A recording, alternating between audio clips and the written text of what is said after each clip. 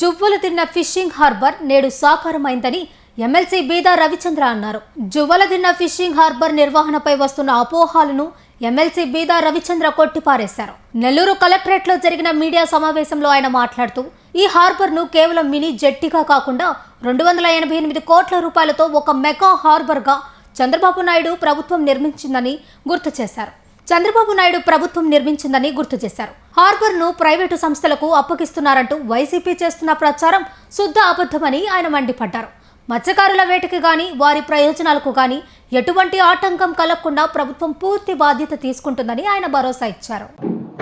సుదీర్ఘ పోరాటం తర్వాత కృష్ణపట్నం పోర్టు ప్రత్యామ్నాయ హార్బర్ నిర్మాణం 2014-19 ముఖ్యమంత్రిగా చంద్రబాబు నాయుడు గారు నెల్లూరు జిల్లా మత్స్యకారుల కలలకి సాకారం చేయడం జరిగింది. ఎక్కడ కూడా లేనటువంటి విధంగా జెట్టి మినీ హార్బర్ స్థానంలో ఒక మెగా హార్బర్ నిర్మాణం చేయడం జరిగింది.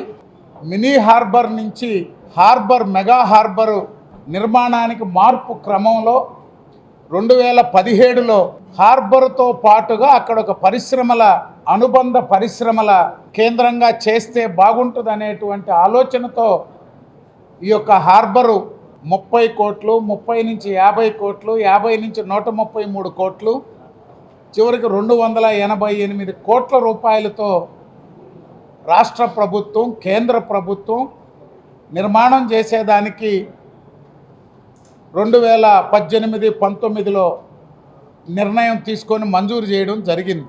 ఈరోజు అక్కడ అన్ని పనులు పూర్తి చేసుకొని నెల్లూరు జిల్లాలో ఉన్నటువంటి మత్స్యకారులకి ఆ యొక్క హార్బర్ని ఇప్పటికే చేపల వేట ప్రారంభమైంది.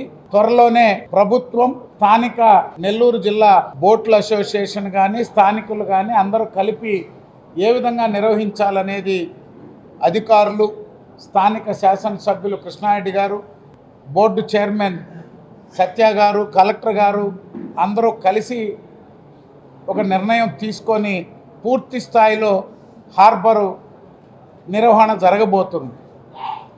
ఈ క్రమంలో అక్కడ జరుగుతున్నటువంటి వాటిపై వైఎస్ఆర్ కాంగ్రెస్ పార్టీ లేనిపోని అపోహలు, అనుమానాలు సృష్టిస్తూ వాస్తవాలకు దూరంగా ప్రైవేటు సంస్థలకి హార్బర్ని హ్యాండ్ ఓవర్ చేస్తున్నారనేటువంటి ప్రచారం, ప్రకటనలు కల్పించడం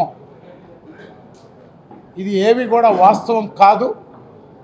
శాసనసభ్యులు చెప్పినట్లుగా మంత్రి గారు మొత్తం అందరికీ మత్స్యకారు యొక్క ఒకటే చెప్పారు. వారు అక్కడ ఏ సమస్య వచ్చినా మేము బాధ్యత తీసుకుంటామని.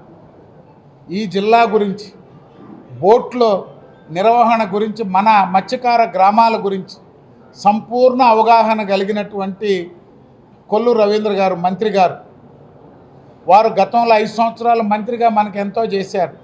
వారి మామగారు 5 సంవత్సరాలు మంత్రిగా మనకు ఎంతో అభివృద్ధికి సహకరించారు.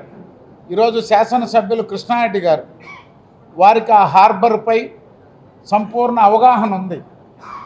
మేమందరం కూడా మ్యారిటైమ్ బోర్డు చైర్మన్, మత్స్యకార గ్రామాలు, బోట్లు, వాటి నిర్వహణ, మన ప్రాంతాల మీద అవగాహన ఉన్నటువంటి నాయకుడు చైర్మన్ సత్య గారు, ఎవరం కూడా అక్కడ పరిశ్రమలు రావడం ఎంత ముఖ్యమో మత్స్యకారుల యొక్క ప్రయోజనాలకి ఏ చిన్న ఆటంకం కలిగేటువంటి పరిస్థితి ఉండదు.